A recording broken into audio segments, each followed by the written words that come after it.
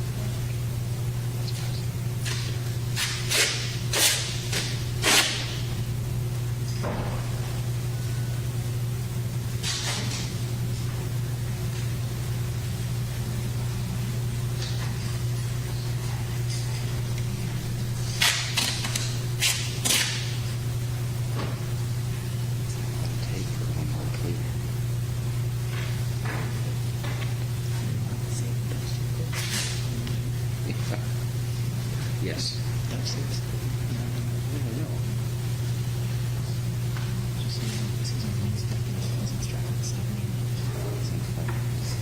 just have to outrun you.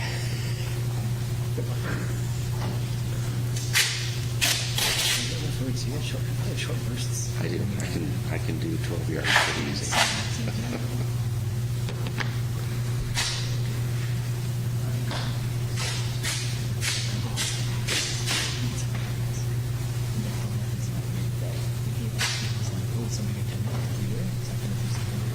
He texted me this morning. He said he's oh, well, you got the same thing. That's right. If you haven't figured it out, loves to comply.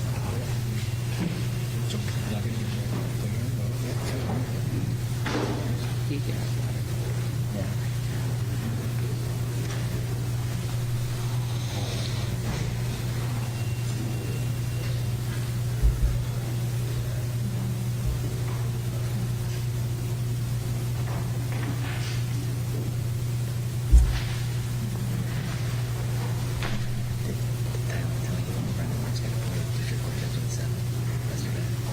Our mic is live. You can say not to worry. Who's telling us? I'm worried.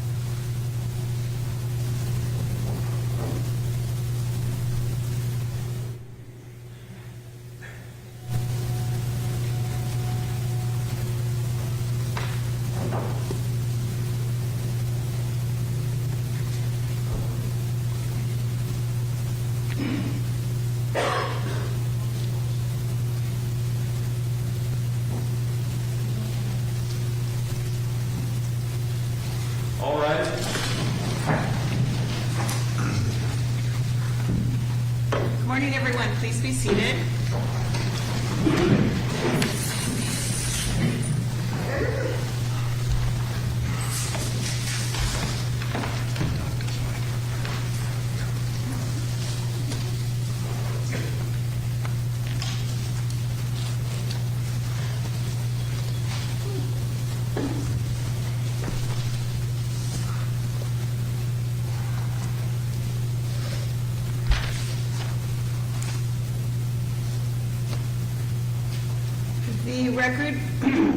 The record should show that parties and counsel are present in open court at the Jones County Courthouse in cause number FECR 08351, State of Iowa versus Thomas Allen Woodard Jr. The state appears and is represented by Jones County Attorney Christopher Lyons and Assistant Attorney General Scott Brown. Scott Brown. That's okay. Thank you, Mr. Brown. Mr. Woodard appears personally with his attorneys, Brian Sissel, Adrian Houghton, and Todd Weimer. The court was informed that the parties have reached an agreement to dispose of the 4 counts contained in the state's trial information. Mr. Lyons or Mr. Brown, would you please recite that agreement for the record? Yes, Your Honor.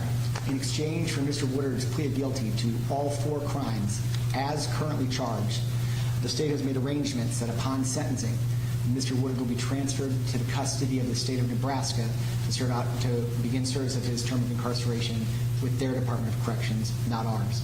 Additionally, the state has made no promises as to whether or not to recommend that these sentences be served consecutively or concurrently. And there will be 2 letters, Your Honor, that we will be filing upon completion of today's plea hearing. The first is our plea offer in today's case, and the second is a letter from the Director of the Iowa Department of Corrections. Both those letters were given to counsel for the defense, and they were able to go over those letters with their client, and that led to today's plea agreement. Thank you. Thank you, Mr. Lyons. Mr. Sissel, Mr. Weimer, or Mr. Houghton, is that the arrangement that you reached with the state of Iowa on behalf of Mr. Woodard? It is, Your Honor. And have you had an opportunity to review the proposed exhibits? We'll call them hearing exhibits 1 and 2. We have. The written plea agreement and then the letter from the director of the Department of Corrections. Yes, Your Honor. We have gone through those with Mr. Woodard as well. Okay. Mr. Woodard, good morning. Is the plea agreement that was described by the prosecutor in this case, is that the plea agreement as you know it that your attorneys reached on your behalf with the state of Iowa to dispose of the 4 counts in this trial information? Yes. And I'm sure that you've had an opportunity to speak with your attorneys regarding how this proceeding will go this morning. I'll give you kind of a preview. You and I will need to have a conversation this morning to cover 3 basic areas. One is the rights that you give up this morning by pleading guilty. Those are all rights that are associated with having a trial. They're rights that are guaranteed by the Iowa and the United States Constitutions. They're very important, so we make a formal record each and every time a person in your chair gives up those rights. So we'll talk about your trial rights. We'll talk about the nature of each count, the elements that the state of Iowa would be required to prove if you proceeded with a trial. We'll talk about the penalties that you face with regard to each and every count. And lastly, I will ask you some questions to establish what's called a factual basis. I need to hear from you what you did that makes you guilty of each of these counts. Do you understand how we will proceed today? Yes. If at any time you have questions or concerns, that's why your attorneys are here this morning to help you. And if you need to take a break to consult with them in a private space, just raise your hand and say, Judge, I need a minute with counsel, and we will make sure that that happens. All right? Okay. When I ask you questions, we are on the record. The lady seated in front of me is a certified court reporter. Her job is to take down each and every syllable that is spoken in this courtroom. So it's important that we not interrupt one another and that you answer, if it's a yes or no question, with a yes or a no, rather than uh-uhs or uh-huhs that we use sometimes in more casual conversation. I may ask you to clarify an answer if I feel that it isn't clear enough on the record. Okay? Okay. How old are you, sir? 39, How far did you go in your formal education? high school and trade. Okay. Do you have any difficulty reading or writing the English language? No. Are you currently under the influence of drugs, alcohol, or any mood-altering substance that interferes with your ability to have a conversation with me today? No. Are you currently prescribed any medication that has been withheld or is not available to you that has that same effect of making it difficult for you to understand our conversation? No. Other than the plea agreement, has anyone promised you anything or threatened you in any way to cause you to come forward today to waive your rights and plead guilty in these cases? No.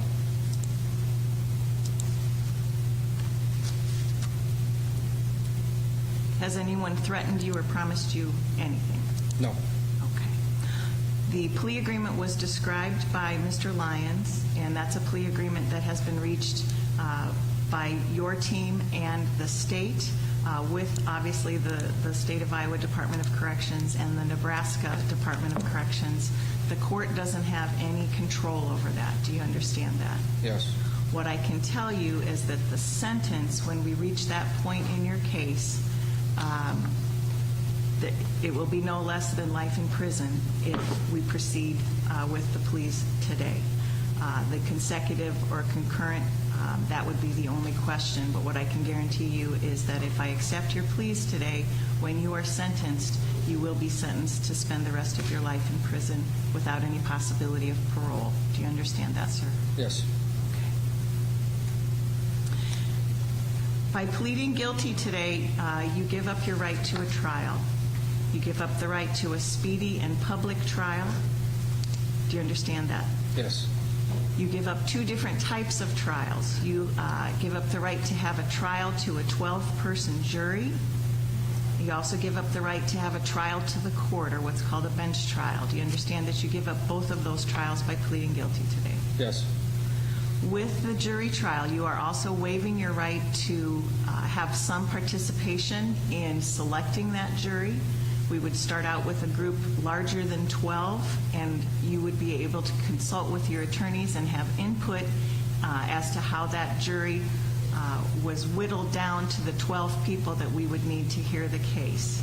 So you give up your right to participate in jury selection, and once the jury would hear the case, you give up the right to what's called a unanimous jury verdict. What that means is each and every member of the jury would have to be convinced in his or her own mind, and then as a group, the jury would have to be unanimous that the state had proved the case beyond a reasonable doubt.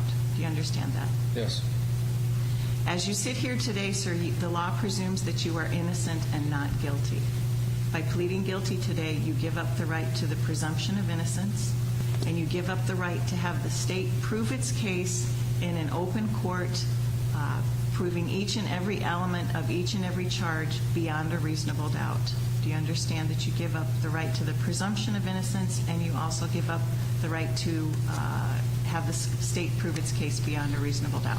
Yes.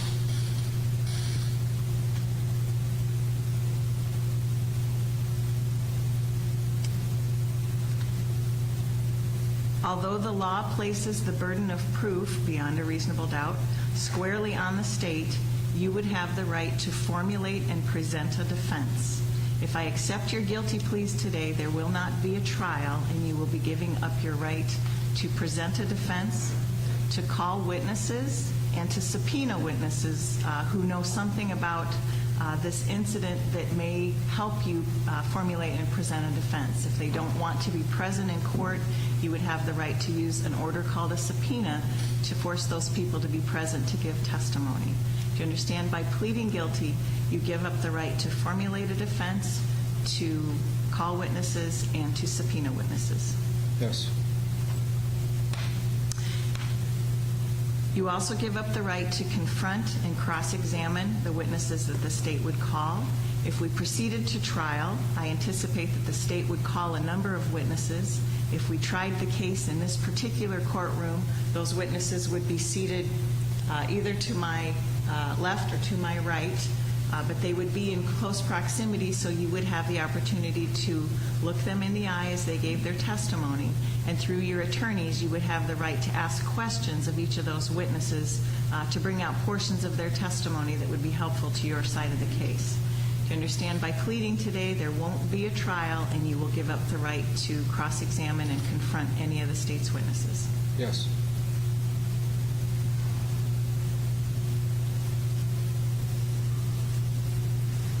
If we proceeded to trial, Mr. Woodard, you would have the right to testify in your own defense. You could take the witness stand and tell your side of the story.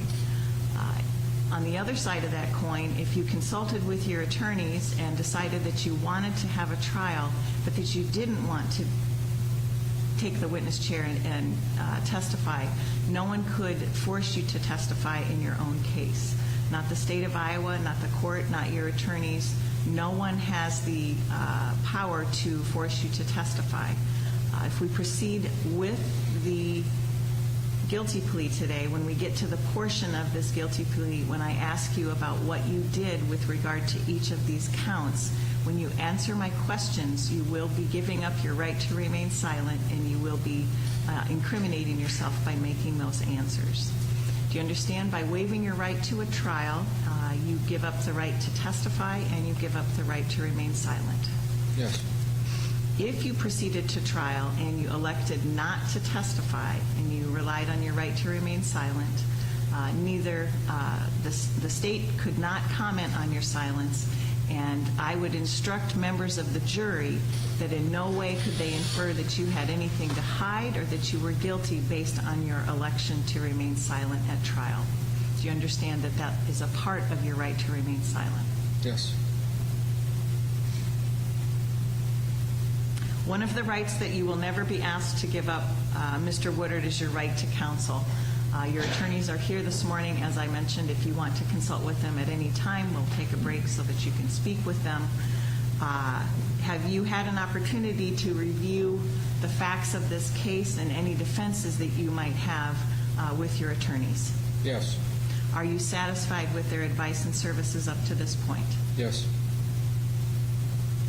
I am required to inform you, Mr. Woodard, that if you are not in the United States legally, that your guilty plea here today could affect your ability to remain in the United States. That may not have any effect, but I need to inform you of that.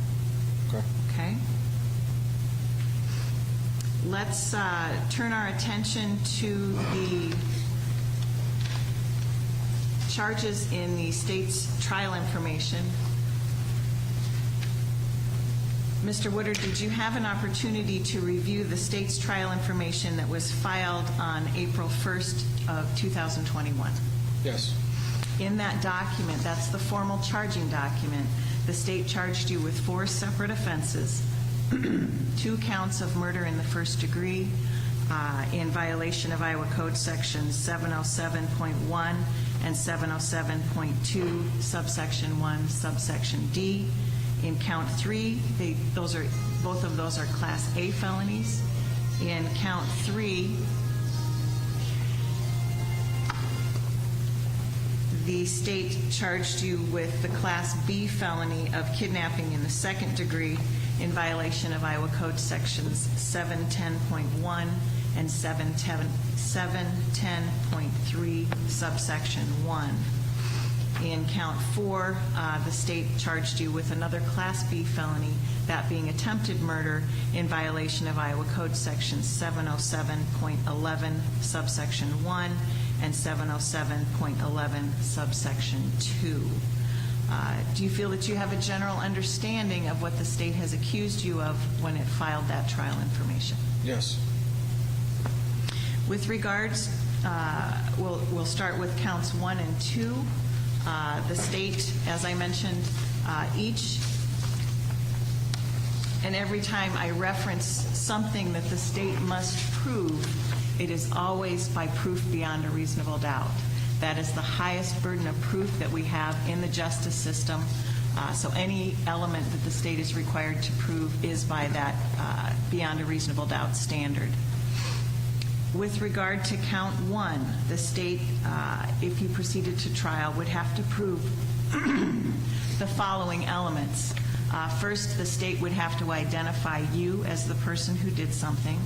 Second, the state would have to prove that you were present in Jones County, Iowa on March 23rd of 2021. The state would next have to prove that you intentionally struck Robert McFarland with a hammer. The state would have to prove that Robert McFarland died as a result of being struck with a hammer. The state would have to prove that you acted with malice of forethought. The state would next have to prove that you committed these acts while you were imprisoned at the Anamosa State Penitentiary. And finally, that Robert McFarland was a correctional officer employed by the state of Iowa Department of Corrections at the time on March 23rd of 2021. Do you understand what the state would have to prove if you proceeded to trial with regard to count 1? Yes. With regard to count 2, the state again would have to identify you as the person who did something. The state would have to prove that you were present in Jones County, Iowa on March 23rd, 2021. The state would have to prove that you intentionally struck Lorena Schulte with a hammer, that Lorena Schulte died as a result of being struck with the hammer.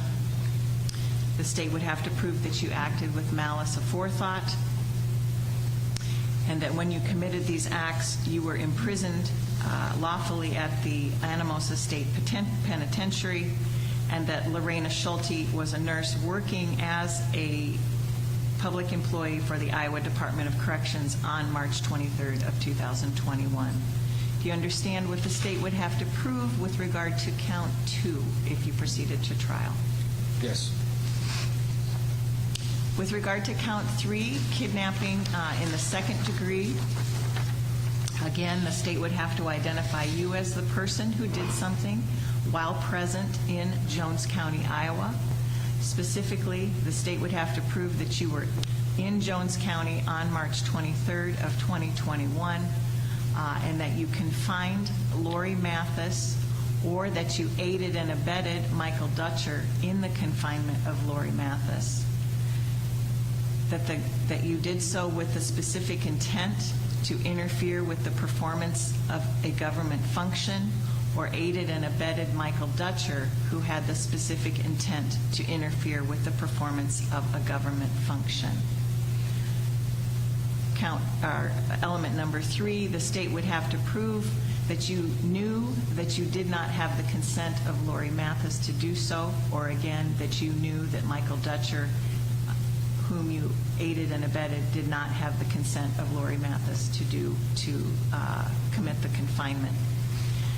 Lastly, the state would have to prove that you were armed with a dangerous weapon at the time that you confined Lori Mathis, or at the time that you aided and abetted Michael Dutcher, that he was armed with a dangerous weapon.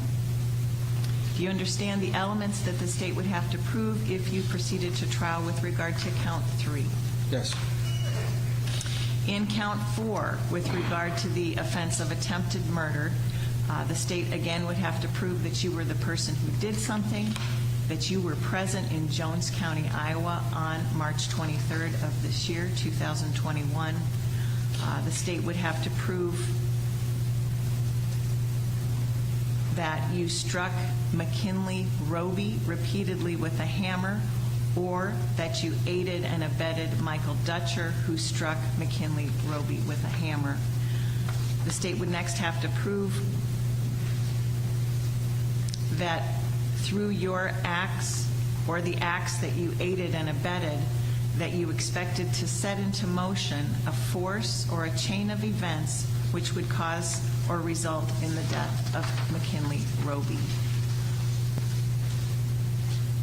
last, with regard to the attempted murder, the state would have to prove that when you acted, you specifically intended to cause the death of McKinley Roby, or that you aided and abetted Michael Dutcher, who specifically intended to cause the death of McKinley Roby.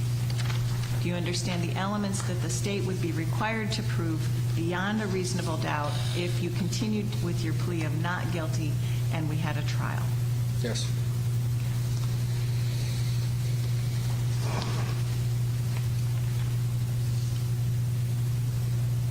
With regard to count 1, murder in the first degree, in violation of Iowa Code Sections 707.1 and 707.2, subsection 1, subsection D, with regard to the killing of Robert McFarland, I ask you at this time, Thomas Allen Woodard, Jr., how do you plead to the offense of murder in the first degree? Guilty or not guilty? Guilty. With regard to count 2, the second count of murder in the first degree, in violation of Iowa Code Sections 707.1 and 707.2, subsection 1, subsection D, with regard to the killing of Lorena Schulte, how do you plead to murder in the first degree, a Class A felony? Guilty or not guilty? Guilty. With regard to count 3, kidnapping in the second degree, in violation of Iowa Code Sections 710.1 and 710.3, subsection 1, regarding the Class B felony of kidnapping in the second degree with a dangerous weapon, how do you plead to that offense? Guilty or not guilty? Guilty. With regard to the Class B felony of attempted murder regarding the attempt to cause the death of Roby McKinley in violation of Iowa Code Section 707.11, subsection 1, and 707.11, subsection 2, how do you plead to the Class B felony of attempted murder? Guilty or not guilty? Guilty.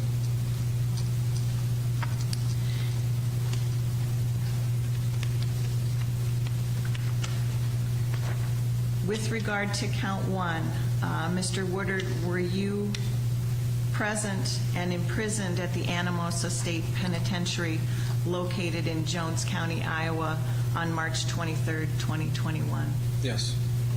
On that date, did you strike Robert McFarland with a hammer? Yes. Did Robert McFarland die as a result of being struck with the hammer? Yes. Was he struck in the head? Yes. At the time, on March 23rd, 2021, was Robert McFarland employed as a correctional officer for the Iowa Department of Corrections? Yes.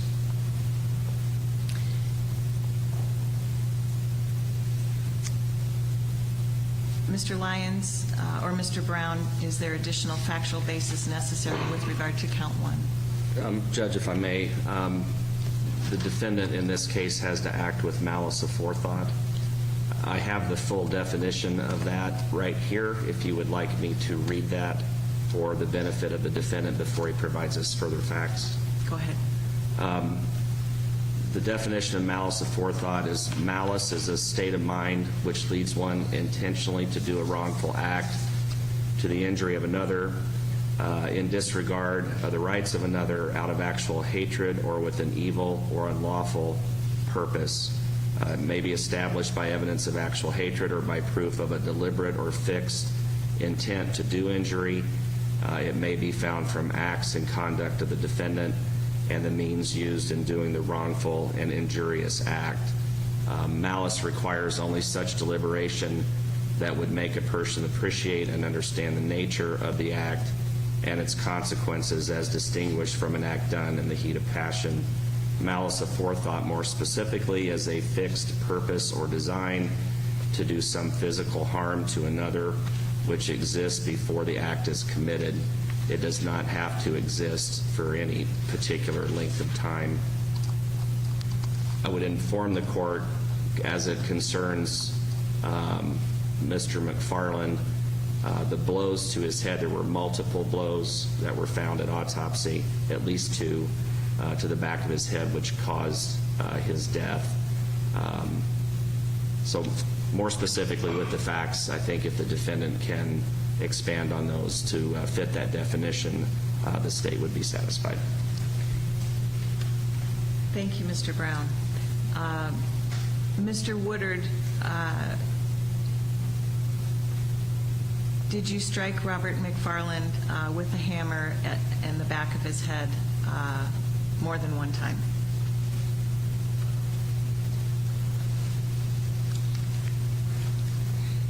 Yes. And was it your intention when you struck him in the head with a hammer that you would cause his death? Yes.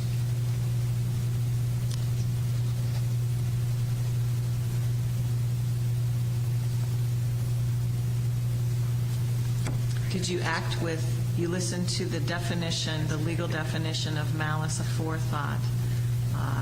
Did you have evil in your heart when you struck those blows when you intended to kill Mr. McFarland?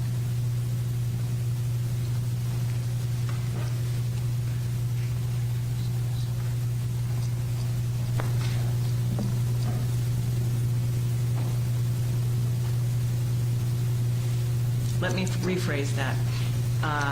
Did you strike Mr. McFarland in the head with the hammer without regard for his rights or his life? Yes. Is the state satisfied with the factual basis at this point? Judge, I think that factual basis fits the definition of both malice and malice of forethought. So thank you. We will, Mr. Sissel and Mr. Houghton and Mr. Weimer, are you satisfied with the factual basis on the record this morning Yes, Your Honor. with regard to count one? Yes, Your Honor. In count two, with regard to the second count of murder in the first degree, Mr. Woodard, were you incarcerated or imprisoned at the Anamosa State Penitentiary on March 23rd, 2021? Yes. And on that date, did you intentionally strike Lorena Schulte with a hammer? Yes. Did Lorena Schulte die as a result of being struck with the hammer? Yes. Did you act with that same malice of forethought without regard to her right to live when you struck her in the head with the hammer? Yes. And was it your intention to end her life when you struck her in the head with the hammer?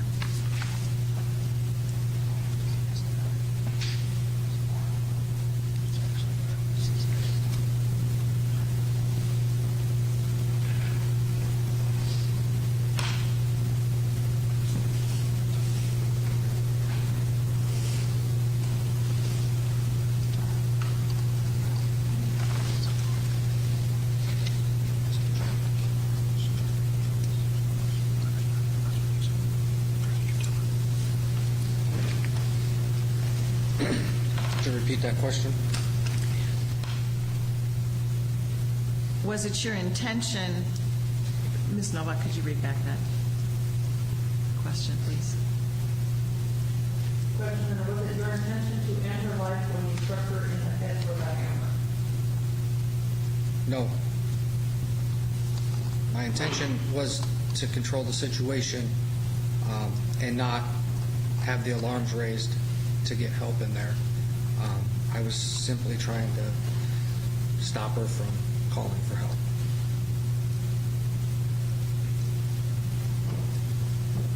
Judge, if I may. Go ahead. With regard to the elements on murder in the first degree, as it relates to both McFarland and Schulte, what's required is that the defendant, in striking her, acted with malice of forethought, and that Lorena Schulte was a nurse working as a public employee for the Iowa Department of Corrections. That last element is in place of what would normally be the premeditated specific intent element in murder in the first degree. So what the evidence is in this case is, this is with witnesses as well, is that Lorena Schulte was struck at least twice in the face and the head with a hammer by this defendant directly. I believe that's what he is admitting to. If the court wants to clear that up, I can think of no other reason than he was acting out of hatred or with an evil or an unlawful purpose at the time that he struck her with the hammer, plus what would have to go into the thinking that would have had to have happened at least a brief period of time before those blows were struck that would fit the definition of malice of forethought. So with that, if the court wants to continue further with the defendant, the state would have no objection. So I believe, Mr. Woodard, you told me that you acted with malice of forethought and without regard for any regard for Ms. Schulte. And at the time, on March 23rd, 2021, was Ms. Schulte working as a nurse, as a public employee for the Iowa Department of Corrections? Yes. And you knew her in that capacity? Yes. Okay.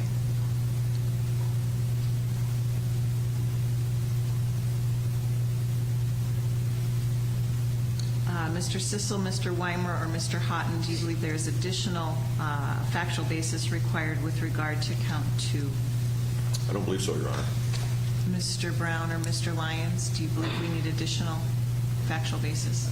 Just to be clear, the defendant is admitting to striking Lorena Schulte at least twice with a hammer. That's what he has admitted to. Is that the court's understanding? Okay, we'll clarify that. Mr. Woodard, you would acknowledge that you struck Ms. Schulte with a hammer. Did you strike at least 2 blows to the area of her face or head? Yes. Is the state satisfied with the factual basis? Yes, Your Honor, we are. Okay. We will move on to kidnapping in the second degree. That is the Class B felony of kidnapping in the second degree involving Lori Mathis. Again, Mr. Woodard, were you incarcerated at the Anamosa State Prison on March 23rd, 2021? Yes. Well, that's not a required element in this one. And on that date, did you encourage or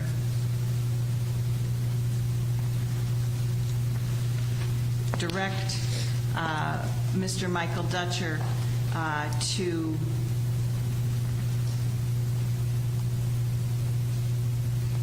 confine Lori Mathis?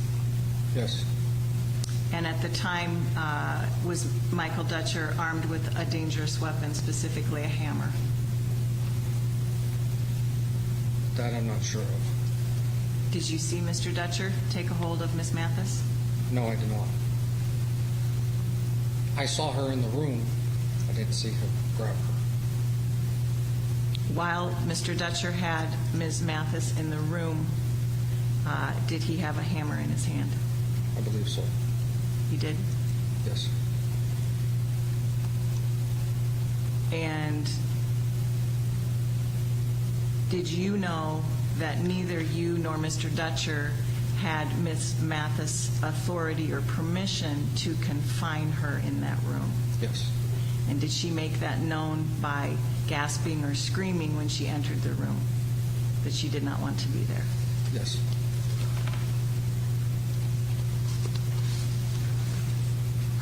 And was it your intention when you directed Michael Dutcher, I believe the words that you used according to a statement you made was to take care of that, was to make her be quiet so that the alarms, again, the alarms wouldn't go off and you wouldn't get caught? Yes.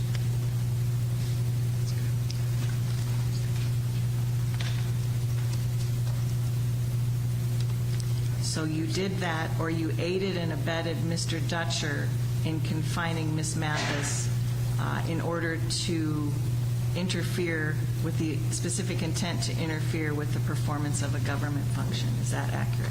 Yes.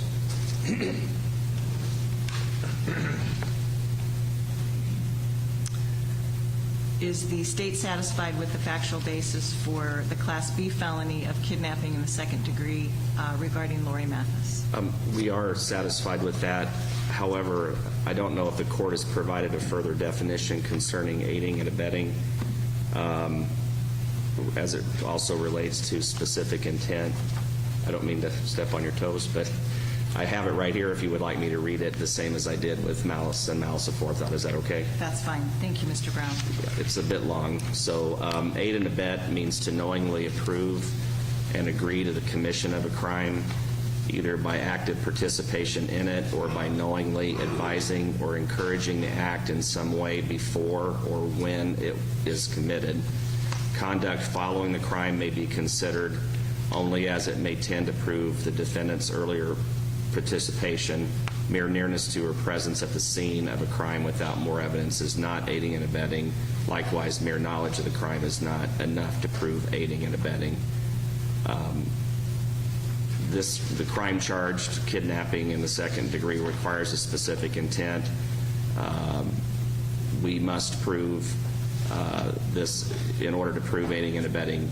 We must prove either the defendant had specific intent or aided and abetted with knowledge that others, in this case Michael Dutcher, who directly committed the crime, had such specific intent. I believe that's the definition of both aiding and abetting, as well as the extra language that we would provide that relates to specific intent crimes. Thank you. Thank you. There were a lot of words in that definition, Mr. Woodard. And what I tried to do was cut to the chase, and maybe I cut too much to the chase. By aiding and abetting, you are guilty of the offense in the same way that the person who directly committed the offense. If you assist, aid, just by being physically present, that is not aiding and abetting. And by my reading of the minutes of testimony, have you had an opportunity to read the minutes of testimony? Yes. And contained in those minutes of testimony are a couple of different interviews that you provided to law enforcement. Is that right? Yes. And I believe one of the statements that you made in the minutes of testimony was that you asked Mr. Dutcher to take care of that or handle it when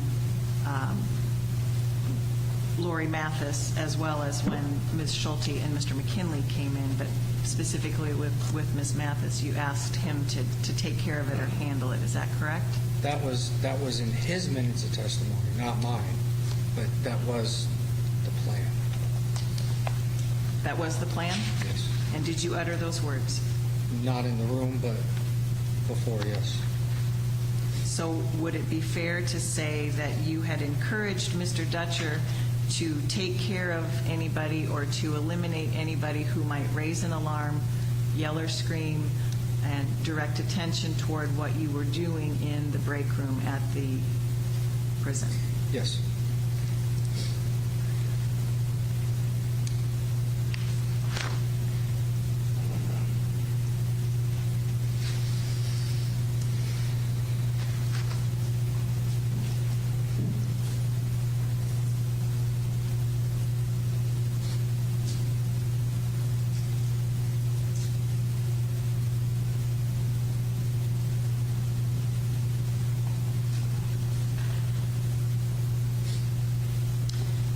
Does the state believe there's additional factual basis that we need in the kidnapping count? No, Your Honor. We're satisfied. Thank you. Mr. Sissel, Mr. Weimer, or Mr. Houghton, any additional record you believe we need with regard to the factual basis? No, Your Honor.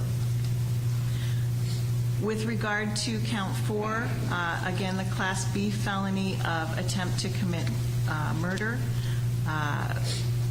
Mr.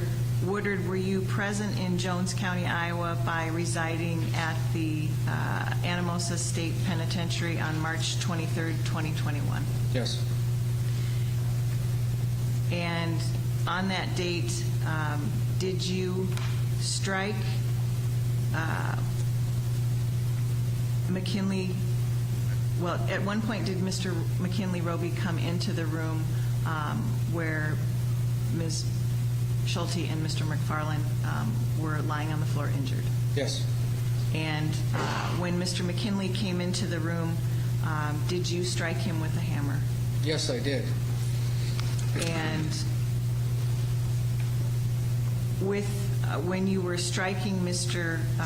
Roby with the hammer, did you, in your mind, did you expect that would cause a chain of events, or that force would cause the death of McKinley Roby? Roby is a pedophile and a snitch, and I had every intention of hitting him with that hammer. You had every intention of Every hitting- intention. And was it I wish I hit him one more time. And so you had a hammer, and did you also strike Mr. Roby in the head with the hammer? Absolutely. And by striking him in the head with a hammer, did you expect that would cause or would result in the death of Mr. Roby? Yes, absolutely.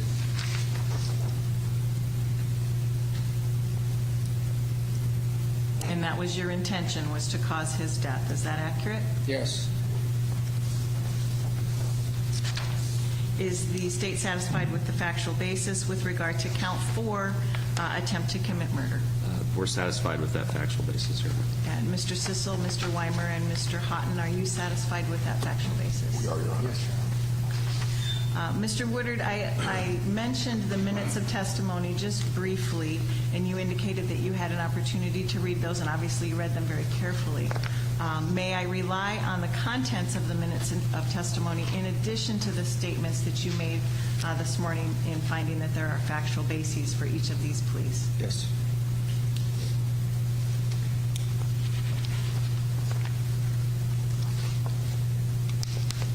Mr. Woodard, I neglected to tell you about the penalties before I accepted your pleas. With regard to counts 1 and 2, murder in the first degree is classified as a Class A felony. And when I mentioned that I could assure you that the sentence would be nothing less than life in prison, and in Iowa that means you stay in prison until you perish. With regard to count 1 and count 2, the only penalty that the court may hand down has been prescribed by the legislature, and that is life in prison without the possibility of parole. With regard to counts 3 and 4, both of those are categorized as Class B felonies, and each of those has a mandatory 25-year prison term. I don't believe their murder in this attempted murder has got a 70%, which means that you would have to serve math of roughly 35 years before you would be eligible for parole. That doesn't really come into play because of the life sentences, but it is a 25-year prison term. Sorry, that would be 17 and a half years. And the kidnapping in the second degree is also a 25-year prison term, and that also has the 70% mandatory minimum. Yes. You understand the Yes. penalties. Does that change your plea? Earlier I asked you whether you wanted to plead guilty with regard to count 1, count 2, count 3, and count 4. Knowing on the record what the penalties are, I'm sure you've discussed that with your attorneys. Do you continue with your pleas of guilt with regard to all 4 counts? Yes.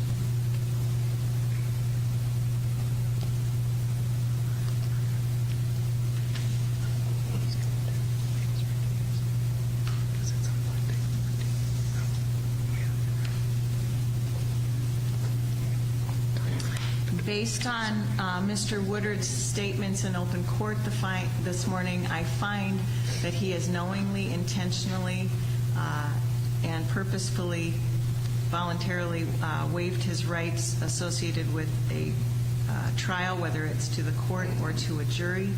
I further find that there is a factual basis to accept the guilty pleas in counts 1 and 2 to murder in the first degree, count 3, kidnapping in the second degree, and count 4, attempted murder.